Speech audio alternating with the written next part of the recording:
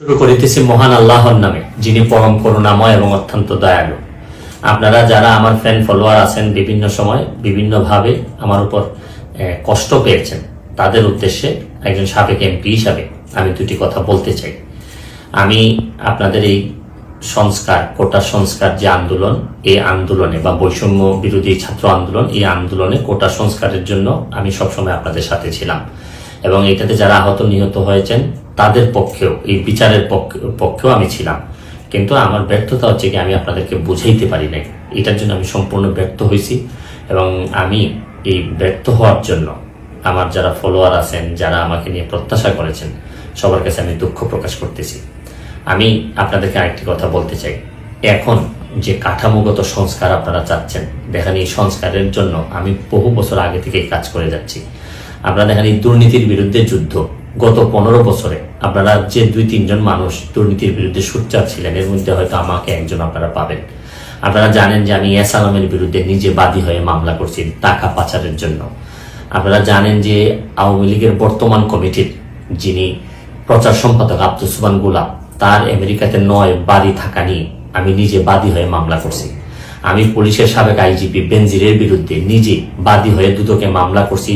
মহান সংসদে আমি তার বিরুদ্ধে বক্তব্য দিছি। মতিউর যে কর কমিশনার, মতিউরের বিরুদ্ধে আমি মামলা করছি। আমি সালাম মুর্শিদের বাড়ির নিয়ে মামলা করছি। আমি আপনি সালাউদ্দিন, কাজী সালাউদ্দিন যে ফুটবলের দুর্নীতি নিয়ে আমি কথা বলছি।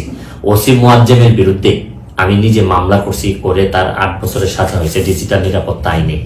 আমি, আপনারা জানেন যে জীবনে যত ঝুঁকি ছিল, আপনারা জানেন যে এই কোটা আন্দোলন শুরু হওয়ার 2 সপ্তাহ আগে আমি প্রেস কনফারেন্স করে বলতে বাধ্য হয়েছি, আমি জিডি করছি যে আমার জীবনের উপর হুমকি আছে এইসব দুর্নীতির বিরুদ্ধে প্রতিবাদ করতে গিয়ে।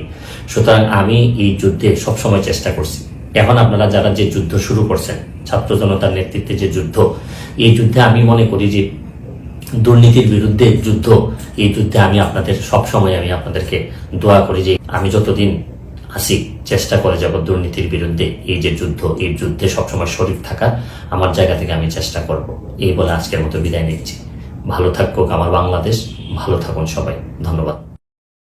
সুমন, তিনি যে কথাগুলো বললেন কেমন লাগলো আপনাদের?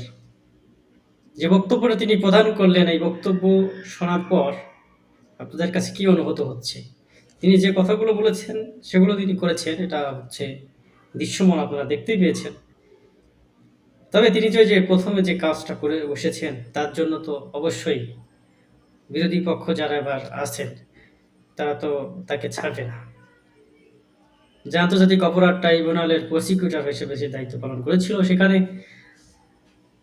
জামাত ইসলামের সব নেতাগুলোকে বলা চলে যে সবচেয়ে খ্যাতিসম্পন্ন যে সকল নেতা ছিলেন, তাদের ফাঁসির রায় কার্য করার পিছনে যে কয়জনের ভূমিকা রয়েছে, তার মধ্যে ব্যারিস্টার সুমন আরেকজন।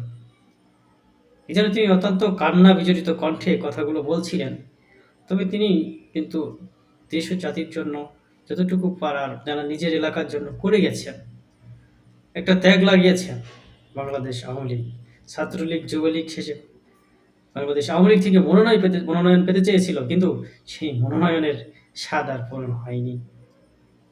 যার ফলশ্রুতিতে স্বতন্ত্র থেকে দাঁড়ানোর ফলেই সে প্রথমবারের মতো এই যে একটা বলা চলে যে নাটকের নির্বাচনে, এই নির্বাচনে এমপি হওয়ার যোগ্যতা অর্জন করে। মোটামুটি তার যে নেম অ্যান্ড ফেম, তো সেই কারণে হয়ে থাকেন। যাই হোক, প্রতিটি মানুষকে শ্রদ্ধা, সম্মান ও ভালোবাসা জানাতে হবে। আজ আমি রাজা, কালকে প্রজা হয়ে যাব না, এমনটার কোনো গ্যারান্টি নাই। অতএব যখন রাজা থাকবো, প্রজাদের উপর যেন নিষ্ঠুর আচরণ না করা হয় বা আমার দ্বারা কোনো ক্ষতি না হয়, সেই দিকে খেয়াল রাখবো। ধন্যবাদ সবাইকে।